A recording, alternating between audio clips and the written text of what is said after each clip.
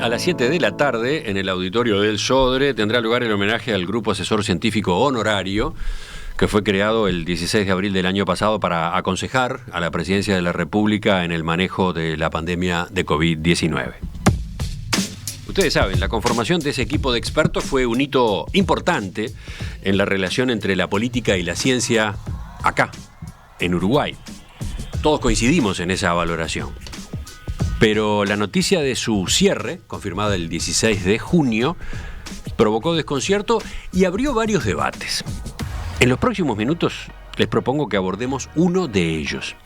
¿Existe interés real en el sistema político de nuestro país por los aportes que llegan de la academia o la sociedad civil? ¿O más bien la experiencia demuestra lo contrario? Que esas aproximaciones son bienvenidas en principio y después abandonadas sin resultados concretos.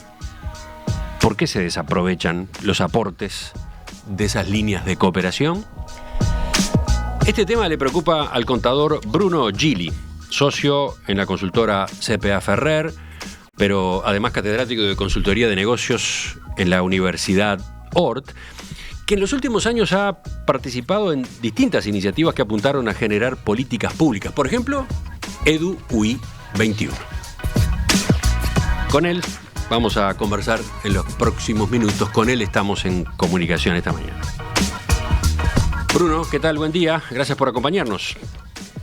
Buenos días y muchas gracias a ustedes por invitarme.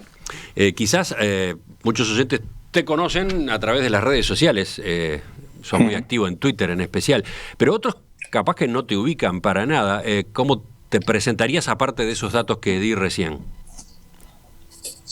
Sí, bueno, a ver, sí, básicamente mi actividad es profesional en el mundo de la consultoría desde hace más de 30 años y la actividad académica, muchos años en la Universidad de la República y los últimos 20 en la Universidad Ort, vinculado a temas de gestión, de estrategia, de finanzas.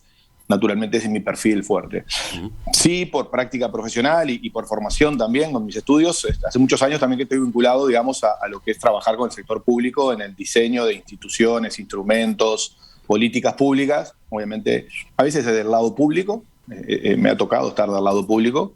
En la década del 90 y principios del 2000 participé en algunos proyectos importantes de reforma del Estado y luego como consultor, digamos, como contraparte de implementación de nuevos diseños. No sé, por poner un ejemplo, el primer diseño de la Agencia Nacional de Innovación, nos tocó hacerlo a mí con un par de colegas, con el equipo que había nombrado el gobierno para iniciar ese trabajo y hicimos el primer diseño de esa agencia. Por poner un ejemplo, ese es mi acercamiento y mi preocupación por las políticas públicas. Bien. Obviamente que el otro, creo ser un ciudadano comprometido, tú lo decías por Twitter, con lo que pasa en el país, me interesa opinar y participar desde donde tengo, creo, cierta capacidad de poder aportar algo de mi visión, que es parcial, obviamente, y complementarlas con otros. Y por otro que lado, ese es básicamente mi perfil. Y luego en estas iniciativas, ¿no? Participar en actividades. Has participado en varias de estas iniciativas, no sé, académicas, sí, de la sociedad civil, que buscaban contribuir con políticas públicas. ¿En cuántas concretamente? Mira, bueno, la más relevante, si se quiere, no, por la otra más importante, es Edu 21, que es la que me llevó más esfuerzo, trabajo, y en la cual estuve desde la fundación, de los 5 personas que creamos esa institución, tomando un café un día en el Café Arocena, un sábado de mañana, con Fernando Figueira, Renato Pert y otros colegas. Luego he participado también en las empresas públicas. Esa es otra experiencia, en el documento que surgió el año pasado, que profesionales en general de la economía, también abogados y, bueno, en mi caso mío, un contador con especialidad en temas vinculados a finanzas y gestión de organizaciones. También hicimos un documento transversal con gente de distintos orígenes que intentaba plantear cuáles eran las mejores prácticas que nosotros pensábamos podían ser útiles que Uruguay implementara para una mejor gestión de las empresas públicas y salir de estos debates que todos los días vemos sobre política y empresas públicas. Esa fue otra instancia. También participé. Esto tiene un origen además hace un tiempo más atrás, que fue el Observatorio de Energía de la Universidad Católica que dirigía el actual ministro Paganini, que él también hizo una convocatoria sobre temas similares y en ese también participé. Hace poco me pidieron colaboración y colaboré con la gente de la cultura, también en una visión transversal, no gremios, sino gente independiente de la cultura que creó una carta llamada Compromiso con la Cultura, que tenía la intención de entrar en un debate de este tipo, en donde poder colaborar con el diseño de políticas culturales desde una visión de los artistas y de la ciudadanía. Y bueno, básicamente esas han sido las actividades en las cuales me he involucrado. Capaz que la respuesta es obvia, pero ¿por qué? ¿Por qué la participación en movidas de ese tipo? Más allá bueno, el interés como ciudadano de poder participar, tengo un diagnóstico sobre. Yo creo que, en realidad, obviamente, los partidos. Tengo un diagnóstico que es el siguiente. Yo creo que los partidos políticos en Uruguay, naturalmente, son partidos muy amplios, ¿no?, que representan múltiples intereses, y eso es muy positivo, porque los hace muy popular a todos. Pero tienen muchos conflictos internos, ¿no? Obviamente crean conflictos porque representan muchos intereses variados. Muchas veces los gremios representan también intereses que son. Entonces, eso a los partidos políticos les cuesta bastante llegar a veces a soluciones de consenso o transformadoras en algunos temas que son necesarios tener una visión de más largo plazo. O no hay mayorías, se hace muy difícil construir mayorías para una transformación de algo importante. Los gremios tienen, obviamente, imprescindibles en cualquier sociedad democrática, pero representan intereses corporativos en el sentido de la palabra en este caso, y con intereses en general de muy corto plazo, porque obviamente están representando los intereses de su gente en ese momento, y muchas veces están básicamente influidos por lo económico. Y entonces falta unas visiones transversales, visiones que vean los problemas de una forma mucho más holística, y que son más complejos que los impactos sociales, económicos, los intereses, sino que hay que tomar transformaciones que a veces son de diseño, de estructuras, que mueven intereses creados.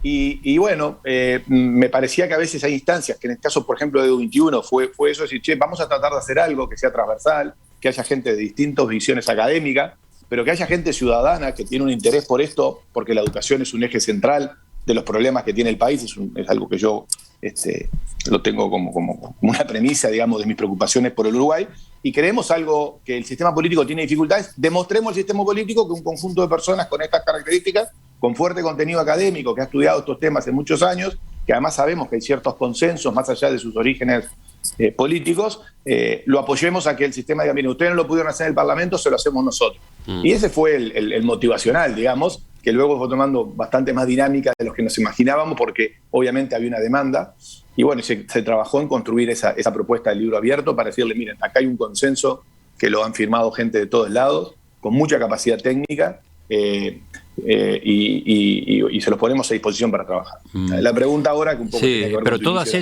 estas que has ido mencionando languidecieron, ¿no? Todas ellas se pincharon, todas ellas han ido quedando ahí en un costado. Ahora me gustaría volver a eso, pero antes, ¿qué tienen en común?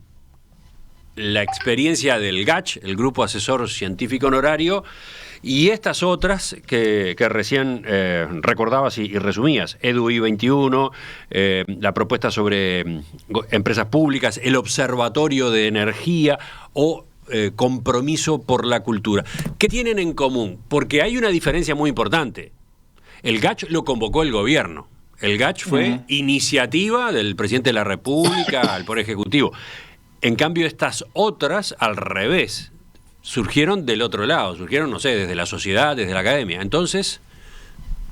Sí, es correcto. Todas son distintas, efectivamente, todas tienen orígenes y composiciones, además, distintas.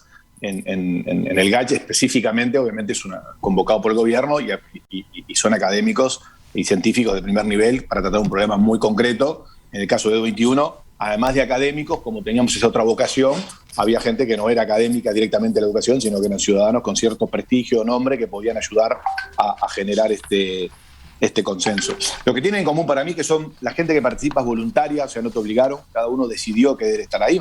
El gobierno convocó, pero podía decidir yo estoy o no estoy. Digamos, ¿no? Las personas que estaban yo no estuve en el GACH, obviamente, lejos estaría, pero es decir, los científicos decidieron participar voluntariamente.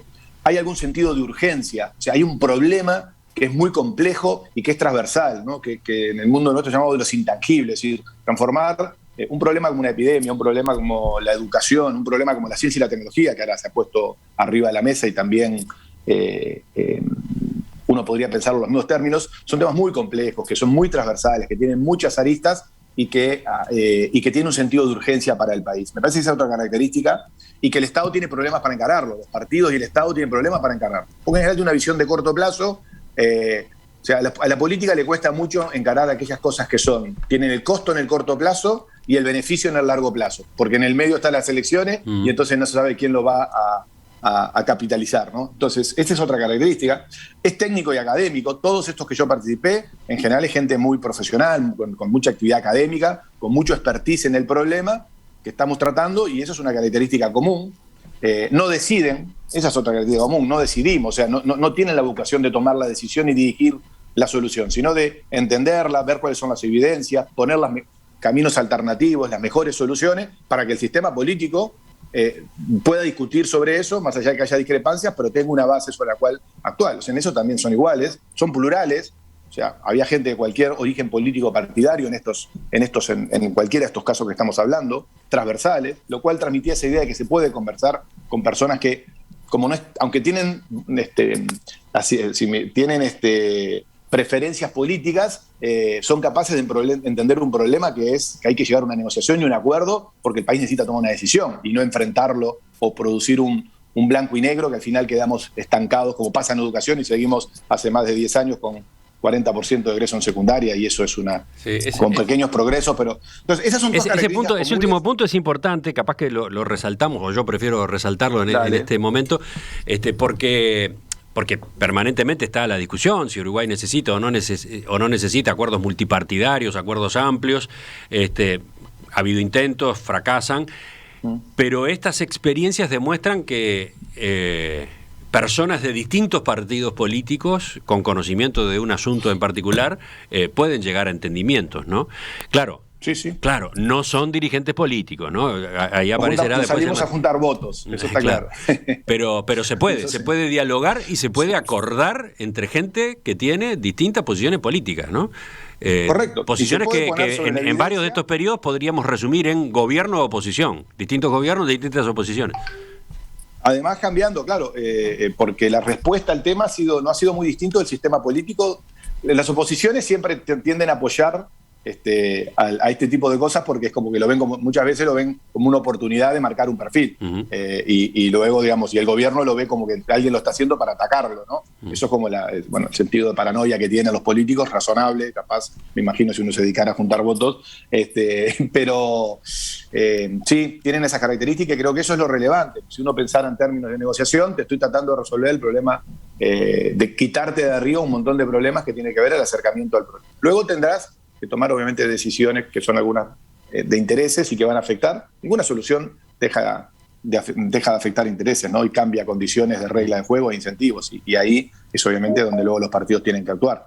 Pero bueno, uno avanzaría mucho si sabe que tiene un contexto en el cual hay un acuerdo muy amplio a nivel de lo que las disciplinas pueden acordar dentro de las diferencias que pueda haber sobre, concepciones de la sociedad, ¿no? ¿Y detrás de ellas ha habido políticas de Estado o el intento de políticas de Estado, o es demasiado ambicioso pensar que iban hacia allí? No, yo creo que, yo creo que ese es un camino por eso uno le dedica esfuerzo, y sigo creyendo que es importante. Uruguay ha tenido políticas de Estado y ha hecho cosas que ha logrado transcender. Lo que pasa es que hay temas que son más complejos, ¿no? A ver, Uruguay tiene una política de Estado sobre energía, ¿de acuerdo? Todos los partidos votaron transformar la matriz energética. Es un tema bastante concreto, es un tema bastante ingenieril, en donde en el fondo, digamos, la ecuación insumo-producto es bastante clara de por dónde había que ir, y por lo cual se resolvía bastante rápido. Pero cuando uno quiere resolver un tema como la educación o ciencia y tecnología, uno ve que los acuerdos que ha intentado haber no han llegado a buen puerto. ¿Por qué? Porque mueven miles de personas, afectan a cientos de personas, como te decía, y los costos son de corto plazo y los impactos de mediano, y hay mucho movimiento, digamos. La matriz energética nadie salió a manifestar por 18 de julio, ¿no? Transformar la educación, obviamente que puede producir que esas cosas ocurran, y entonces ahí es donde yo creo que las políticas de Estado son más relevantes, y ahí es donde necesita madurez el sistema político para tomar una decisión en los temas que son críticos del país. Porque yo vuelvo a educación siempre porque es el que más conozco. Voy a decir algo de ciencia también, pero si nosotros seguimos teniendo que solo egresa el 40% de los jóvenes del sistema educativo, y luego nos asombramos porque ante un primer evento muy violento como una pandemia, pero que podría haber sido una crisis económica menor, hubiésemos pasado a tener problemas de pobreza porque tenemos 800.000, 900.000 personas con más nivel educativo para el siglo XXI que vivimos. Entonces, ese problema es un problema obvio que todos reconocemos. ¿Por qué el Parlamento no logra resolver, tomar decisiones de fondo, y todo es conflictivo y lento? Ese es donde uno intenta ver si este tipo de experiencias pueden ayudar. Fue el intento, no lo sabemos. Bien. Algunas cosas se tomaron, obviamente, y yo creo que generó un impacto. Todos los partidos hoy reconocen con mejor claridad ese problema. Pero luego, está bien, ahora es asunto mío. Ustedes quédense al costadito, gracias por el GACH, vamos a cerrarlo, gracias por 21, ya no te damos tan más corte, casi no te escuchamos, tomamos, digamos, ya no es un tema referente, no es que el libro abierto pasó a ser el eje contra el cual me mido, se discute. Es decir, eso es un proceso que, bueno, supongo que será un sistema de defensa que tiene el sistema político. La gente se organiza. Vamos a poner la pausa ahí. Para llegar al gobierno. Vamos a poner la pausa ahí, a dejar los puntos suspensivos ahí. Primero, retomamos enseguida, a ver si tú tenés una interpretación de por qué pasa eso.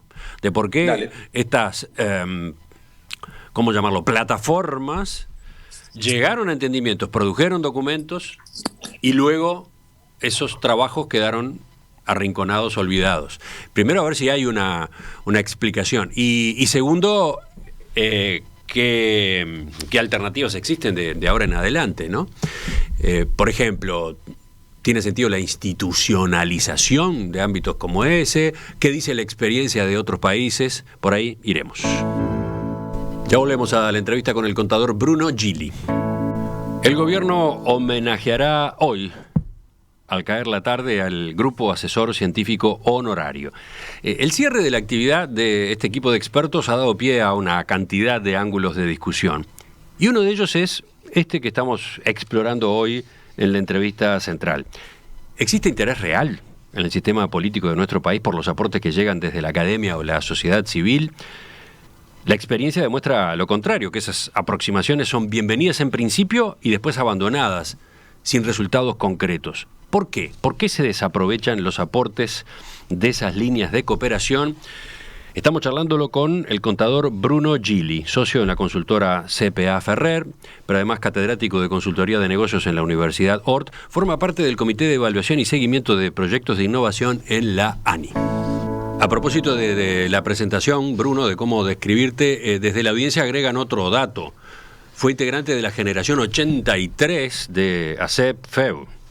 ¿Correcto eso? Sí, yo fui miembro, hice toda la carrera en la FEU. Fui delegado de clase, delegado de año, delegado de la facultad, y bueno, fui miembro del ejecutivo de la FEU por una de las corrientes gremiales. Sí. Tuve el gusto de ser otra experiencia muy interesante. Otra experiencia ahí a la salida de la dictadura en la que confluían justamente estudiantes de distintos partidos políticos, ¿no? Sí, la experiencia de la CEP es una experiencia. El libro de Leonardo Abercon es muy bueno, cuenta la salida de esa generación de la dictadura. Creo que la generación que no creó la dictadura, pero nos sacó de la dictadura, o algo por el estilo que dice el libro. Me parece que sí, es una experiencia muy interesante, muy transversal. Hay cosas que me marcaron mucho y obviamente que influye seguramente en mi forma de ver muchos de los problemas actuales, ¿no? Y muchos amigos de todos los partidos políticos de esa época, digamos. Tengo diálogo con gente de todos los partidos políticos de aquella época y amigos, ¿no? Y eso es parte también de mi talante, digamos, y me facilita un poco interactuar en este tipo de organizaciones transversales. Repasábamos recién algunas iniciativas en las que tú has participado. El Observatorio de Energías y Desarrollo Sustentable de la Universidad Católica, que se creó en 2012. EDUI 21, que se creó en 2018, con el objetivo de encolumnar a todo el sistema político detrás de un acuerdo nacional sobre educación que debería aplicarse a partir de 2021. Ahí estaba Pablo da Silveira, ahí estaba Fernando Filgueira. También el grupo de expertos y académicos que realizó 2 documentos con propuestas para reformar la gestión de las empresas públicas, y más recientemente Compromiso por la Cultura. Dejaba yo pendiente la pregunta de qué pasó, por qué los aportes que en esos ámbitos se construyeron, se prepararon, se acordaron, ¿por qué después no fueron utilizados? ¿Por qué quedaron abandonados? Sí, es una pregunta compleja, pero creo que vale la pena hacérsela. Yo creo, mi sensación yo tengo esta pregunta para mí está relacionada con otra vez, que si tiene sentido o no institucionalizar estas mismas instancias, ¿no? Yo adelanto mi respuesta, creo que no, creo que hay que hacer otra cosa. Yo creo que se van dejando de lado un poco porque los partidos políticos en Uruguay sienten que son propietaristas del Estado, ¿no? O sea, el que asume el gobierno asume que tiene gobierno y Estado, se confunden muchas veces, y entonces no se logran diferenciar qué es la construcción de un gobierno, de un Estado que tiene fortalezas que van más allá de quien gobierne y cuál es el rol del partido en el periodo que le toca gobernar una democracia. No siempre, esto no es absoluto, hay cosas que funcionan más independientemente, más allá de quien gobierne, por suerte, y creo que es una característica de Uruguay que lo separa de otros países de América Latina. Pero claramente en estos temas muy complejos que Uruguay tiene arriba de la mesa hace más de 20, 30 años, tenemos un problema de institucionalidad del Estado que es muy débil. Entonces, los partidos creo que tienen ese temor, ¿no? Tienen el temor de perder el poder, hay conflictos de intereses muy marcados, supone tomar decisiones muy complejas que afectan a mucha gente y al final no terminan avanzando, ¿no? Entonces, hay temor también, porque la transversalidad que hay de todos los lados siempre está. Una de las críticas que más me hacen, y esto siempre vemos, es que tratan, uno lo ve en redes, pero también en conversaciones personales, ¿esto por qué lo hiciste? O sea, quería favorecer a tal partido o tal otro, y no hay quien los convenza que, mirá, no lo hice ni para favorecer ni para perjudicar. Este es el problema, y yo trato de entender este problema. Y estos son los instrumentos normal que lo deberían resolver, que es el Estado y los partidos políticos, y no lo están haciendo. Pero es difícil que se convenzan, ¿no? La gente que está en política tiene una lógica muy de entender que todo tiene atrás una intencionalidad electoral, una intencionalidad de poder. Pero a ver, una aclaración allí, porque... Yo no soy experto en ciencia política, no, igual, digamos, es una interpretación como ciudadano nada más, digamos, de por qué me parece que ocurre, ¿no? Obviamente, una posibilidad sería que el poder político tomara en bloque el documento surgido de tal o cual ámbito, ¿no? Pero creo que en tu discusión no está esa aspiración. No, para nada. El problema, en todo caso, es que directamente se ignore ese trabajo, que no se lo tome, que no se lo transforme, que no se lo adapte. Directamente se lo coloca en un cajón y se lo olvida. Ese sería el problema. Ahí está la perplejidad, ¿no?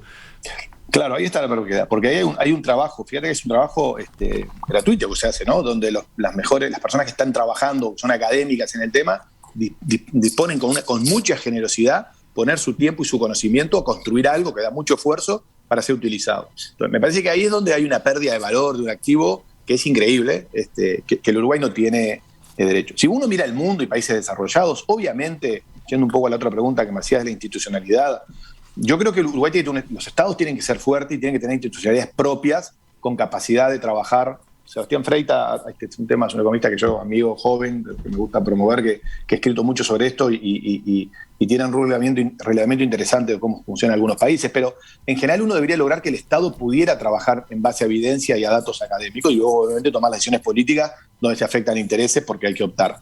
Pero el Estado uruguayo es débil en todos estos temas. Es débil en el tema de ciencia y tecnología, es débil en la institucionalidad sobre la educación, es débil en la institucionalidad sobre generar competitividad, por poner otro tema, y es débil nuestra institucionalidad para tratar de tener una mejor interacción internacional. Todos temas que si nos ponemos a trabajar son relevantes para el Uruguay y podríamos llegar a acuerdos transversales. Y hay en casi todos ellos, te puedo asegurar, acuerdo técnico bastante amplio sobre un camino bastante acordado por seguir. Y el sistema político no avance, ¿no? Entra en el mundo de la gobierno y oposición. Entonces yo creo que lo que hay que hacer es aprender los gobiernos de estas experiencias e institucionalizar. Si yo necesito tener un centro de pensamiento estratégico, nosotros en el 21 planteamos que el Ceibal se convirtiera efectivamente en eso, y que ingresara a la ANEP y que fuera un centro de creación y de innovación permanente, pero que tomara decisiones, que funcionara sobre los incentivos, sobre los diseños, y no que quedáramos en el mismo ADN de la ANEP, que sigue siendo el mismo, por ahora no ha cambiado, más allá de intencionalidad, no quiero entrar en el tema. Entonces, a lo que nos referimos es que debería el Estado tomar estas decisiones. Esto es relevante. Otro caso, el Parlamento. Los parlamentos modernos del mundo tienen oficinas. Estados Unidos tiene el caso más paradigmático, que tiene la oficina de presupuesto, donde cuando ingresa una ley que tiene impacto fiscal, independientemente ellos evalúan cuál es el impacto que va a tener económico y social esa ley, y por lo cual luego en forma técnica informa al Parlamento y el Parlamento luego discute. O sea, se institucionalizan las políticas. Inglaterra tiene una larga experiencia, Francia también. O sea, uno tiene que lograr que eso ocurra efectivamente, o sea, que el conocimiento sea parte de la toma de decisiones. Ayer una amiga que le pedí, o sea, preparando esta charla... El conocimiento no resuelve. Quiero subrayar esto. En el planteo el conocimiento, la ciencia, los investigadores no resuelven. La decisión va a ser siempre política. Pero de lo que se trata, o de lo que se trataría, digamos, la inquietud que tú estás formulando, de lo que se trata es de que las decisiones se tomen con el mayor bagaje técnico posible y aprovechando los recursos humanos y materiales que se tienen. porque además somos un país chico y no podemos crear todas las institucionalidades que cargamos. Entonces, cuando se abre la posibilidad de que gente se pone a disposición para armar algo de esto, parece bastante insensato no aprovecharlo, ¿no?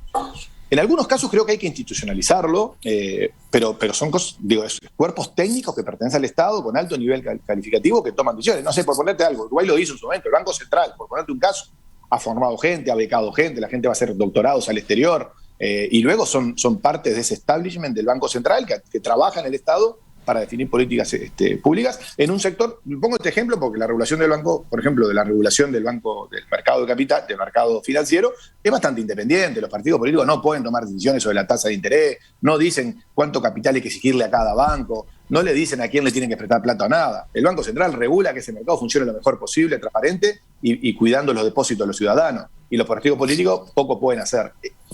Porque hay un acuerdo político de que después de las crisis que vivimos, eso es lo mejor.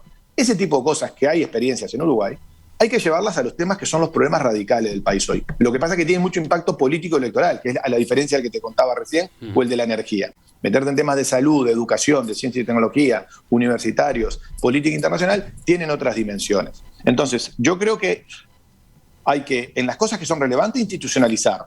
En las cosas que son que por Uruguay no tiene capacidad y no tiene recursos, aprovechar cuando surgen este tipo de experiencias, donde por X motivo, durante un periodo de tiempo, hay gente dispuesta a trabajar en forma honoraria. En ciencia podríamos hablar lo mismo. Sí, aterricemos en el caso del GACH, que es el que dispara un poco toda esta conversación. Por eso voy a la ciencia. Sí. Si uno va al 2014, ¿no? Los partidos políticos se pusieron de acuerdo, todos firmaron, ¿no? Por su cuenta, sin necesidad de que existiera una organización civil, un acuerdo de llevar la inversión en ciencia y tecnología al 1% y pensar la institucionalidad de la ciencia y la tecnología en el país. Pasaron, 6 años y eso no cambió, seguimos con el 0,4%. Nadie lo cumplió. Ni está previsto que se cumpla en el presupuesto que se ha presentado, ni lo cumplió el gobierno anterior, ¿no? Y entonces, claro, ahora surgió un evento y se creó el GACH, una experiencia extraordinaria, se visibilizó lo que la ciencia y la tecnología puede hacer. Bastante triste, yo lo he dicho con todo el respeto, bastante triste que necesitáramos que ocurriera algo de esto para darnos cuenta de la importancia de la ciencia y la tecnología. Pero aprovechémoslo, ya que ocurrió, se vio que se tenía que trabajar interdisciplinariamente, que los problemas son transversales, que los problemas de la ciencia y la tecnología al final son problemas sociales, entonces tiene que haber una institucionalidad social que gestione todos estos temas vinculados. Y entonces, bueno, vamos a cerrar el GACH si quieren para pandemia, pero ¿por qué no convocamos ya a la misma vez a discutir una propuesta de ciencia y tecnología, llevar el país al 1%, al 1,5% del PBI y discutir todas las cosas que hay que discutir respecto a los cambios que yo creo que hay que hacer en el diseño de la institucionalidad de ciencia y tecnología en el país, porque hay muchos intereses creados también que están un poco, a veces, trancando algunas situaciones. Y uno discute todo, estable oportunidad.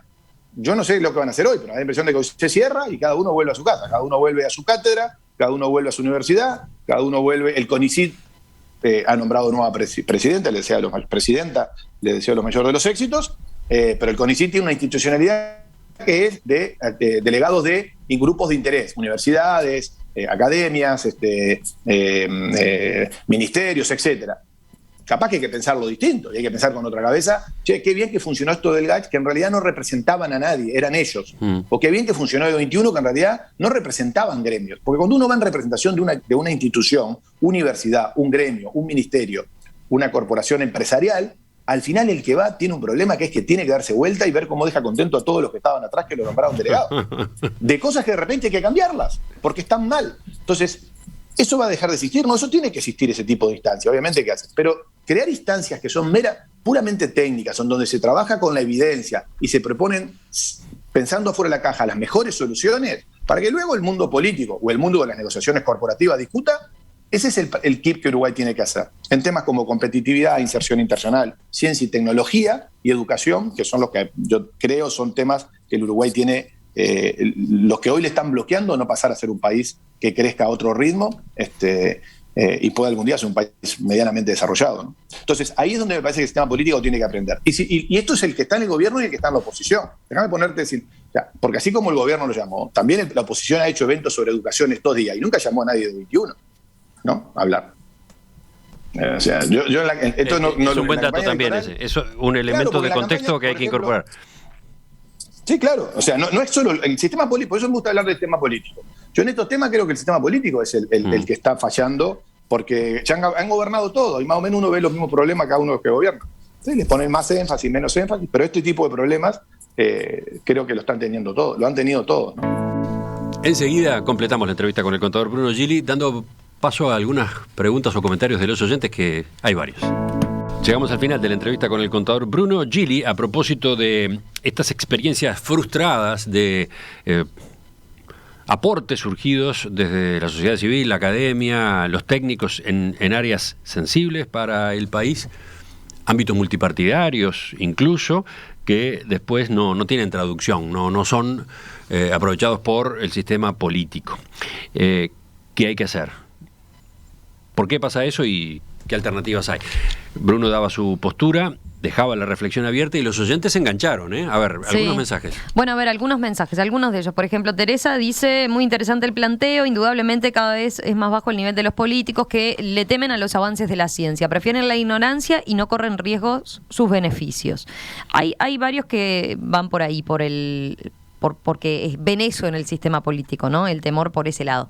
Pero después hay otros, capaz que más cuestionadores con la postura de Bruno, que dicen, por ejemplo, lo siguiente. Gustavo plantea: coincido con la preocupación y el espíritu, pero me parece un planteo algo naif o voluntarista. Conoce, pero omite en los hechos la lógica del político. Y además omite también que la ciencia y la tecnología tampoco son neutras políticamente, menos aún los que la ejercen. A ver, Bruno. ¿Qué te parece sobre ese punto? Porque hay varios que plantean el tema de la ciencia como... A ver, capaz que no me expresé bien cuando hablaba. Yo concuerdo en los comentarios, los dos comentarios que hicieron lo concuerdo. ¿Tiene algo de naif? Sí, también lo tiene lo que estamos planteando. Pero bueno, las locuras, viste que hacer grandes cosas suponen ciertas locuras. O sea que hacer cosas que están fuera, pensar fuera de la caja o proponer presiones a un sistema para que cambie, me parece una cosa razonable. Capaz que es por deformación también y por mi forma de ver las actividades en las cuales participo. Pero bueno, tiene un punto. Obviamente que la política tiene intereses. Igual yo no creo que haya una contradicción. Tampoco creo que la ciencia, y creo que en la última intervención, cuando expliqué por qué había que repensar el sistema de integrado de todo lo que es el sistema de ciencia y tecnología, y además decía que es una institución social, no solo tecnológico-científica, porque luego hay intereses y hay motivaciones de por qué se hacen las cosas. No es gratuito, no siempre está claro por qué se estudia un tema en la ciencia o no se estudia otro. O sea que hay temas políticos también, hay política científica a discutir, digamos, acá nadie es mejor que otro, pero es evidente que uno no puede pensar en el siglo que vivimos que el conocimiento y lo que aprendimos esté arriba de la mesa de cualquier decisión que tomemos. Ayer escuchaba a un autor, Matus, que me lo recomendaba una colega cientista política, Virginia Gadea, que me decía: escuchaste a este hombre un minuto, que es interesante lo que decía. Y decía algo muy, muy interesante, que decir, el citar lo se llama político, y en esto no son iguales en todas partes del mundo, y todos tienen intereses, han creado institucionalidades que permiten pensar de una manera distinta los problemas para llegar a soluciones mejores. Y él decía algo: mira, la política es un arte al final, efectivamente es difícil, o sea, uno no puede estudiar para ser político, uno lo que puede hacer es, tiene un componente artístico, tiene un componente de intuición, tiene un componente de desarrollo personal. Ahora, el mejor artista del mundo, en una disciplina del arte, ahora me refiero a la que quieran, todos aplican métodos y técnicas y estudiaron. O sea, no es que se levantaron un día y fueron Picasso o fueron Scorsese en el cine. Es decir, atrás hay técnicas y metodologías que luego se aplican a la creatividad, se aplican al espíritu artístico que pueda tener uno. O sea que hay una forma de introducir metodologías y técnicas para que ese arte, que es la política, funcione mejor. Ese me parece que es un concepto. Y negar eso creo que no es naif, pero negar eso es pensar que el ser humano por naturaleza, lo único que tiene son intereses perversos y que por lo cual, digamos, todos los políticos. Yo creo que los políticos son una profesión extremadamente bondadosa, con la mayoría creo que tiene una vocación de servicio y hace cosas porque siente que puede colaborar a que una sociedad funcione mejor. O sea, yo soy de los que creo que es una actividad extremadamente digna, sumamente importante, y que cuanto más esfuerzo pongamos en que sea mejor, que va a funcionar. Por ejemplo, sí, no quiero solo largo, pero esa es mi visión sobre esas dos preguntas que me hacían estas personas, ¿no? Y agregamos otra de las varias que han llegado. Tengo dos puntos, sí. A ver por dónde te parece ir. Hay quien está la otra parte del mensaje ese, ¿no? Lo de la ciencia neutra, por ejemplo, dice Ignacio, bueno, el problema es plantear toda la ciencia en la misma bolsa. Las ciencias físicas y las ciencias médicas son bastante deterministas. Las ciencias sociales, por el contrario, tienen un componente ideológico. Y después hay otros mensajes que van por el lado de cuando mencionas institucionalizar, señalan, bueno, igual funcionarios públicos, dicen, ¿no? Entonces se plantean Ahí creo que tú lo aclaraste en algún momento, pero capaz que vale la pena puntualizar. No, bueno, sí. Bueno, pueden ser funcionarios públicos, a veces son agencias, a veces son instituciones que funcionan en el derecho privado. Podría buscarse mecanismo, digamos, si logra independencia, capacidad técnica, evaluación. Sí, las sociedades tienen que resolver de alguna manera. Hay cosas que el mercado no puede resolver, y que porque las políticas descentralizadas, digamos, o donde el mercado funciona mejor, que es en el 80% de la economía, es mejor dejarlo librado a la innovación, a la creatividad y a que al funcionamiento de precios haga que el mercado funcione. Hay temas que si son globales y quiero que alguien evalúe globalmente una política pública que se hace a partir de recaudar impuestos, tengo que tener institucionalizado eso. Más o menos público va a tener que ser, ¿sí? Me queda yo la tampoco creo a propósito del futuro. Ocurre acá y ocurre en Estados Unidos, digamos, no es que o sea, Estados Unidos tiene oficinas de evaluación de presupuesto y es público. Lo que está alocado, que es interesante, discúlpame, es en el Parlamento, ¿no? O sea, yo creo que Uruguay el punto más débil de todos es nuestro Parlamento. Nuestro Parlamento es muy precario como nuestros legisladores acceden a información para debatir. Yo creo que es un punto que es complicado. Sí. Y en el final la pregunta que me queda es, ¿qué pasará con todos estos antecedentes con la Comisión Asesora de la Reforma de la Seguridad Social? Esa se creó por ley, esa está trabajando y ¿no se parece a lo que tú estás reclamando? Sí, justo lo iba, en algún momento se me había cruzado por la cabeza. Me parece que esa es una iniciativa interesante, digamos, se convoca con un criterio amplio y donde hay representantes corporativos, políticos y de intereses de trabajadores y las empresas, pero también personas independientes con una larga trayectoria y reconocimiento en el tema de la seguridad social para discutir una propuesta, y a mí me parece una cosa muy positiva. Va a tener un objetivo y va a tener un fin, y debería reclamar. Si ustedes ven lo que propone, más allá de cuál es la reforma, además propone que haya un marco institucional, que haya reguladores del sistema de seguridad social, independiente del que toma las decisiones, porque el arte de gobernar no es solo ganar las elecciones, es luego resolver problemas, y esas soluciones tienen que ser monitoreadas para que lleguen a término y evaluadas si el impacto es positivo o no. O sea, si no hago todo ese proceso, no voy a mejorar. Ahora, cuando uno se pregunta por qué es mejor Suecia, Noruega o Finlandia que Uruguay, ¿es porque nacen naturalmente mejores que nosotros o son más honestos o menos corruptos? No, tienen mejores instituciones y tienen mejores diseños de incentivos para que nos movamos nosotros dentro de determinados parámetros. Y decisiones políticas trascendentales de que en qué cosas invierten y en qué no. Esas son las diferencias. Entonces, no hace a que sean malos el Estado o los políticos. Yo soy muy crítico del funcionamiento del Estado uruguayo, pero eso no quiere decir que crea que no tiene que haber Estado. Creo que tiene un Estado, me parece que es distinto. Contador Bruno otra conversación, Gili, digamos, ¿no? Contador Bruno Gili, gracias por acompañarnos esta mañana. La discusión queda abierta. Seguramente la retomaremos. Habrá otros puntos de vista, habrá otros enfoques. Así que muchas gracias por el espacio y bueno, nos reencontramos. Y por el riesgo de asumir como entrevistarme. Veremos qué pasa. Hasta la próxima, chao. Suerte para ustedes. Chao, Romina. Seguimos pensando, pero en otro formato. Enseguida llega la tertulia de los jueves.